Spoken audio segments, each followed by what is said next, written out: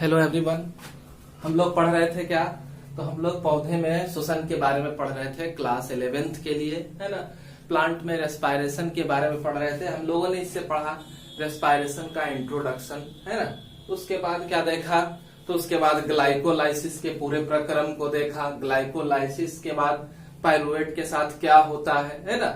ये सारा हम लोगों ने पिछले वीडियो में देखा और आप चैनल को सब्सक्राइब करके पिछले वीडियो को आप देख सकते हैं। तो आज हम लोग देखेंगे कि पाइरुवेट जो हमारा ब्रेक हुआ था उस पाइरुवेट के साथ आगे क्या होता है। तो आगे जितना सारा प्रोसेस हो रहा था वो साइटोप्लाज्म के अंदर कंप्लीट हो रहा था, यानी कि ग्लाइकोलाइसिस साइटोप्लाज्म के अंदर कंप्लीट हो रहा था। अब क्रेब्स साइकिल को हम लोग देखते हैं। क्रेब्स साइकिल को ही ट्राई कार्बोजाइलिक एसिड साइकिल कहा जाता है ना। इसी को साइट्रिक एसिड साइकिल भी कहा जाता है। इसको सबसे पहले हेंस एडोल्फ क्रेब्स ने डिस्क्राइब किया था, इस साइकिल की चर्चा की थी, इसको एक्सप्लेन किया था। और इसके लिए बाद में हेंस एडोल्फ क्रेब्स और लिपमैन ये दोनों को 1953 का नोबेल प्राइज भी दिया गया है। इन दोनों को नोबेल प्राइज मिला इसके लिए। क्रेब्स साइकिल जो है वो कंप्लीट कहाँ होता है? तो क्रेब्स साइकिल टोटली कंप्लीट होगा माइटोकॉन्ड्रिया के अंदर, ठीक है। क्रेब्स साइकिल कंप्लीट कहाँ होना है? माइटोकॉन्ड्रिया के अंदर। तो जब हमारा पाइरुवेट टूट जाता है तो पाइरुवेट के साथ हमारे आगे का प्रोसेस क्या कुछ होता है ये देखें। तो इससे पहले हम लोगों ने देखा था कि पाइरुवेट का जब ऑक्सीडेशन हो रहा था तो ऑक्सीडेशन के क्रम में क्या हुआ था कि ऑक्सीडेशन के क्रम में ये एसीटेट में कन्वर्ट हो गया था, है ना। किसमें कन्वर्ट हुआ था? एसीटेट में, ठीक है। पाइरुवेट टूट करके क्या हो गया था? एसिटल्डिहाइड बनाया था। एसिटल्डिहाइड के बाद यह बदल गया था किसमें? अगर ऑक्सीजन इसको उपलब्ध रहा, ऐसे तो अनऑक्सीजन में ऐसा होता था, लेकिन ऑक्सीजन अगर उपलब्ध रहा तो ये क्या करता है? CO2 से कंबाइंड करके पाइरुवेट CO2 से कंबाइंड करके एसिटिक एसिड को बनाता है। और एसिटिक एसिड जो है वो आयोनिक फॉर्म एसीटेट के फॉर्म में रहता है। वो एसिटाइल कोएंजाइम ए से माइटोकॉन्ड्रिया के अंदर एसिटाइल कोएंजाइम ए रहते हैं और एसिटाइल कोएंजाइम ए से ये जुड़ जाता है ना। एसीटेट एसिटाइल कोएंजाइम ए से जुड़ जाता है और एसिटाइल कोएंजाइम ए का फॉर्मेशन करता है। इसके लिए पाइरुवेट डिहाइड्रोजिनेज एंजाइम यूज होते थे। तो इस तरह से हमारे पास क्या है? एसीटेट जो है वो बदल गया एसिटाइल कोएंजाइम ए। अब ये माइटोकॉन्ड्रिया के अंदर क्या कुछ करेगा? कैसे साइट्रेट एसिड या साइट्रेट आयन का फॉर्मेशन करेगा, इसको देखना है।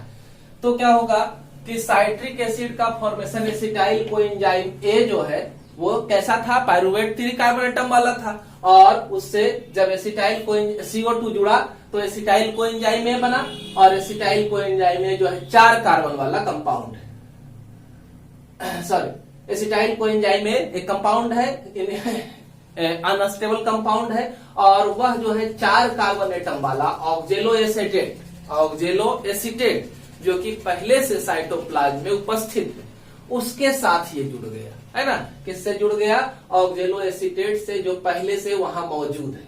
तो एसिटाइल कोएंजाइम ए ऑक्जेलो एसिटेट से जुड़ गया और इसको जोड़ने के लिए साइट्रेट सिंथेज, है ना, साइट्रेट सिंथेज एंजाइम की जरूरत हुई और यह एंजाइम कैटलिस्ट की तरह काम करके एसिटाइल कोएंजाइम ए को ऑक्जेलो एसिटेट के साथ जोड़ दिया, है ना।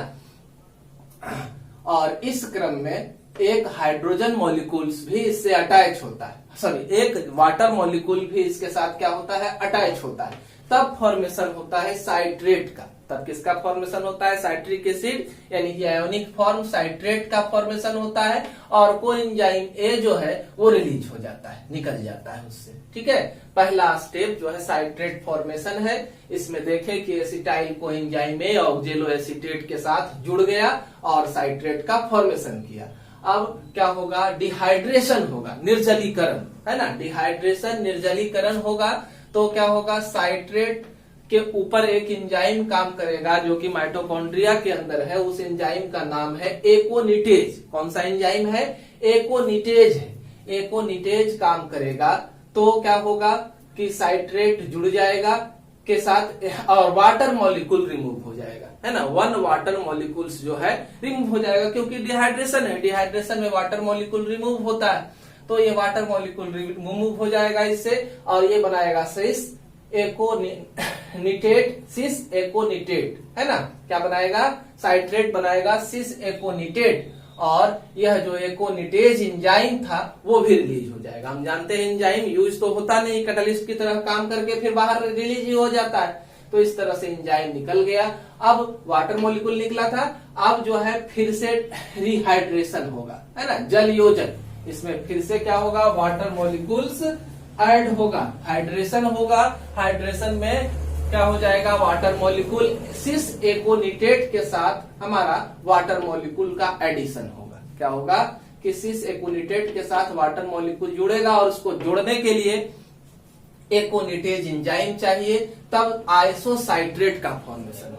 एकोनिटेज एंजाइम बनेगा, आइसोसाइट्रेट में कन्वर्ट हो गया, वाटर का एडिशन हुआ, हाइड्रेशन हुआ, है ना। अगला स्टेप जो है, तो हमारे पास अब क्या है, आइसोसाइट्रेट है। अगला स्टेप जो है डिहाइड्रोजिनेशन फर्स्ट है, डिहाइड्रोजिनेशन फर्स्ट है ना। तो डिहाइड्रोजिनेशन में क्या होना है, तो डिहाइड्रोजिनेशन में हाइड्रोजन मॉलिक्यूल्स रिलीज होता है ना, क्या होगा, हाइड्रोजन मॉलिक्यूल्स रिलीज होगा। हम लोग देख रहे हैं क्रेब्स साइकिल को, तो हमारे दिमाग में इस बात को रखना है कि हमारे पास 2 पाइरुवेट का फॉर्मेशन हुआ था एक ग्लूकोज के टूटने से, और एक साथ 2 क्रेब्स साइकिल कंटिन्यू चलता है ना, यानी कि हर प्रोडक्ट 2 बन रहा है, हर प्रोडक्ट जो हो रहा है 2 बन रहा है।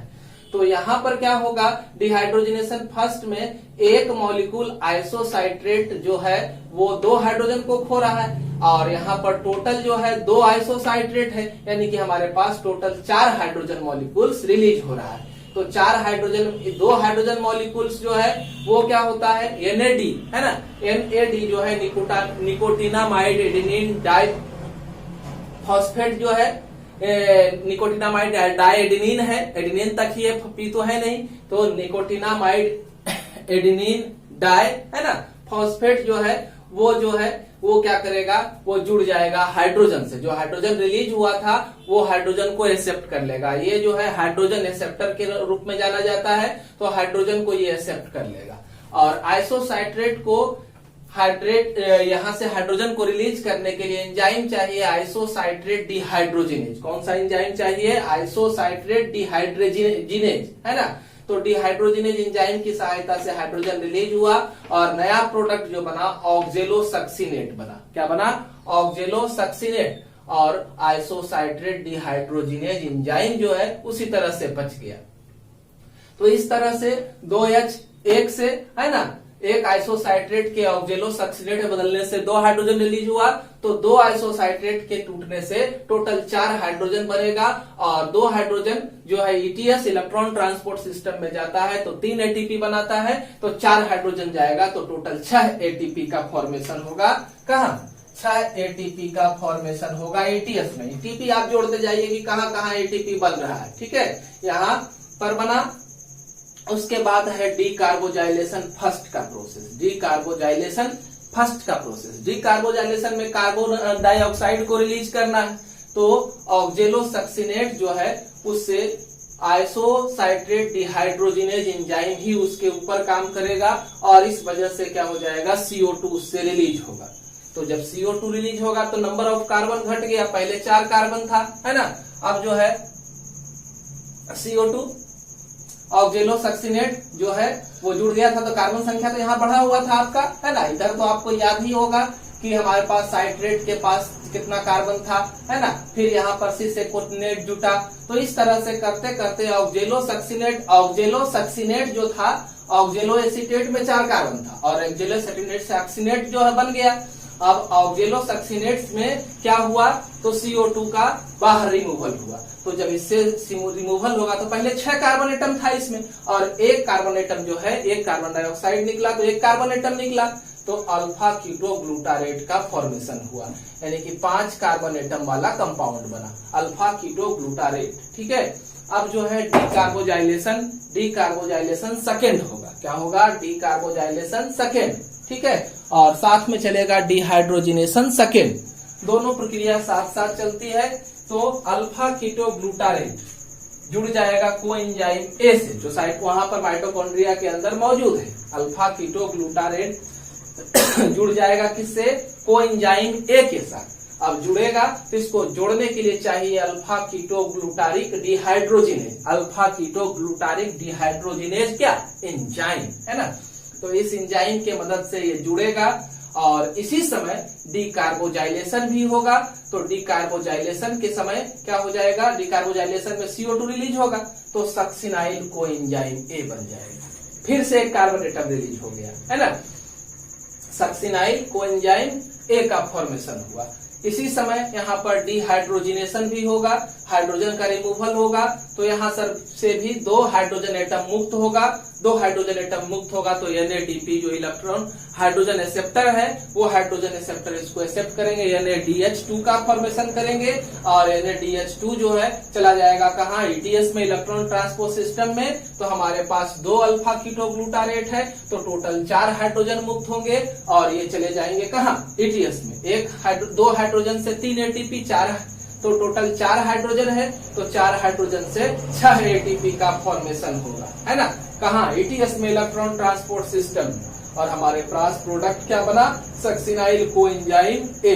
ठीक है, हमारे पास प्रोडक्ट क्या बना है तो सक्सिनाइल कोएंजाइम A हमारा प्रोडक्ट है। ठीक है, अब जो है क्या होगा, आगे का प्रोसेस है तो आगे के प्रोसेस में ADP जो है ADP का फॉस्फोरिलेशन होगा जिससे वह बदल जाएगा ATP में, जिससे वह बदल जाएगा ATP में। ठीक है, तो ATP में बदलेगा फॉस्फोरिलेशन तो सक्सिनाइल कोएंजाइम A को जो मिलेगा सक्सिनिक थियोकाइनेज है ना। एंजाइम क्या चाहिए इसको, सक्सिनिक थियोकाइनेज। कौन सा एंजाइम चाहिए, सक्सिनिक थियोकाइनेज है ना।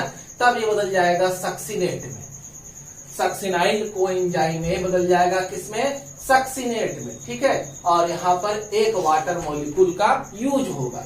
ठीक है, क्या होगा, एक वाटर मॉलिक्यूल का यूज होगा। ठीक है, और फास्फोरस जुटेगा कोएंजाइम A के साथ तो यहाँ पर क्या हो जाएगा, आगे का प्रोसेस जो है, यहाँ जो पहले से गुआनोसिन डाइफॉस्फेट था वो इस फॉस्फेट से जाकर के जुड़ जाएगा और गुआनोसिन ट्राइफॉस्फेट का निर्माण करेगा। इस GTP से गुआनोसिन ट्राइफॉस्फेट में फिर क्या होगा, जो ADP हमारा बचा हुआ था वो ADP जो है पहले से साइटोप्लाज्म में ADP है तो उस ADP के साथ GTP जुट जाएगा तो इसके फास्फेट को ये चुरा लेगा और फिर बदल जाएगा ATP में है ना, और GTP रह जाएगा साइटोप्लाज्म में। तो यहाँ पर एक ATP बना एक GTP से और हमारे पास 2 सक्सिनाइल कोएंजाइम है A है, इस वजह से 2 ATP का फॉर्मेशन होगा है ना। क्या होगा कि 2 ATP का फॉर्मेशन होगा। ठीक है, इस तरह से हम लोगों ने ATP का फॉस्फोरिलेशन देखा। इसके बाद जो है और यहाँ पर 2 सक्सिन, ठीक है, डिहाइड्रोजिनेशन थर्ड देखेंगे, डिहाइड्रोजिनेशन थर्ड है ना। तो डिहाइड्रोजिनेशन थर्ड में क्या होगा, जो हमारे पास सक्सिनेट था, सक्सिनेट जो है सक्सिनिक डिहाइड्रोजिनेज एंजाइम की सहायता से, सक्सिनेट जो है वो सक्सिनिक डिहाइड्रोजिनेज एंजाइम की सहायता से बदल जाएगा किसमें, तो फ्यूमारेट में बदल जाएगा। किसमें बदलेगा, फ्यूमारेट में बदलेगा है ना। और यहाँ पर क्या होगा कि इस प्रक्रिया में डिहाइड्रोजिनेशन है तो डिहाइड्रोजिनेशन में हाइड्रोजन एटम रिलीज होता है, सक्सिनेट 2 हाइड्रोजन को रिलीज करेगा है ना। तो हम जानते हैं कि 2 सक्सिनेट, 2 हमारा पायरुविक एसिड है तो 2 क्रेब्स साइकिल साथ साथ चल रहा है तो 2 सक्सिनेट रहेगा तो टोटल 4 हाइड्रोजन मुक्त होगा। अब इसको NADP नहीं लेता है, नेक्स्ट हाइड्रोजन एक्सेप्टर जो है FAD है ना। FAD को कहते हैं flavin adenine dinucleotide, flavin adenine dinucleotide. तो इस हाइड्रोजन को ये एक्सेप्ट करेगा और इसको ले जाएगा अपना ATP में, ATS में है ना। तो यहाँ से क्या होगा, हम देखते थे कि हमारा 2 हाइड्रोजन से NAD जो है वो 3 ATP बनाता था, लेकिन 2 हाइड्रोजन से FAD जो है वो कितना बनाता है, 2 ATP, 3 ATP नहीं, कितना, 2 ATP। तो हमारे पास 2 हाइड्रोजन से एक FAD क्या किया, 2 ATP बनाया। तो 2 सक्सिनेट था तो 2 सक्सिनेट की वजह से टोटल 4 ATP बनेगा, 4 हाइड्रोजन रिलीज होगा और 4 हाइड्रोजन रिलीज होगा और 4 ATP का फॉर्मेशन होगा। ठीक है, और प्रोडक्ट जो बनेगा फ्यूमारेट बना, है ना। सक्सिनेट टूटा तो किसे बदला, फ्यूमारेट में बदला। और फ्यूमारेट 4 कार्बन एटम वाला कंपाउंड है। फ्यूमारेट क्या है, तो 4 कार्बन एटम वाला कंपाउंड है, ठीक है। अब आगे देखें कि फ्यूमारेट के साथ क्या होगा, तो हाइड्रेशन का प्रोसेस होगा, हाइड्रेशन सेकेंड होगा, है ना। वाटर का एडिशन होगा, हाइड्रेशन में वाटर का एडिशन होता है, तो क्या होगा कि फ्यूमारेट में फ्यूमारेज एंजाइम के प्रेजेंस में, फ्यूमारेट एंजाइम के प्रेजेंस में वाटर का एडिशन होगा और 4 कार्बन एटम वाला कंपाउंड, हाइड्रोजन तो जुट, कार्बन डाइऑक्साइड तो जुट नहीं रहा है, तो इसलिए यहाँ पर 4 कार्बन एटम वाला ही कंपाउंड माइलेट का फॉर्मेशन होगा। किसका होगा, माइलेट का फॉर्मेशन होगा। अब देखें कि आगे जो है डिहाइड्रोजिनेशन फोर्थ होता है, हाइड्रेशन था, अब डिहाइड्रोजिनेशन यानी हाइड्रोजन रिलीज होगा। तो हाइड्रोजिनेशन में फोर्थ में क्या होगा कि माइलेट डिहाइड्रोजिनेज एंजाइम, माइलेट क्या, तो माइलेट डिहाइड्रोजिनेज एंजाइम के प्रेजेंस में, है ना, हाइड्रोजन रिलीज करेगा और इसको NAD एक्सेप्ट करेगा। तो 2 हाइड्रोजन रिलीज होगा, तो टोटल 4 हाइड्रोजन रिलीज होगा, क्योंकि माइलेट 2 है ना। तो 4 हाइड्रोजन जो है ये फिर चला जाएगा किसमें, ETS में चला जाएगा। और ETS में जाने के बाद यह क्या करेगा, तो फिर से ATP का फॉर्मेशन करेगा, है ना। तो 6 टोटल ATP बनेगा यहाँ पर भी, ठीक है। तो इस तरह से हमारा और प्रोडक्ट जो बना वो ऑक्जेलो एसीटेट बना, माइलेट कन्वर्ट हुआ किसमें, ऑक्जेलो एसीटेट में, है ना। ऑक्जेलो एसीटेट फिर से क्या कर सकता है, ऑक्जेलो एसीटेट यही शुरू में था आपका, तो यानी कि साइकिल हमारा खत्म हो गया, साइकिल खत्म हुआ तो फिर से हमारा ऑक्जेलो एसीटेट जो है फिर से किसी एसिटाइल को एंजाइम ए के साथ जुड़ जाएगा, फिर से किसी एसिटाइल को एंजाइम ए के साथ जुड़ेगा और फिर से क्रेब साइकिल को स्टार्ट कर देगा, ठीक है। तो इस तरह से चलता रहेगा चक्र। हम लोग देख रहे हैं, वही बताए हैं कि 2 अणु पाइरुवेट से टोटल कितना, तो 6 CO2 का फॉर्मेशन होता है। कितना, 6 कार्बन डाइऑक्साइड बनता है और ग्लाइकोलाइसिस में 4 हाइड्रोजन का फॉर्मेशन होगा और यहाँ पर टोटल 20 हाइड्रोजन का फॉर्मेशन होता है। तो टोटल हमारे पास 24 हाइड्रोजन हुआ, है ना।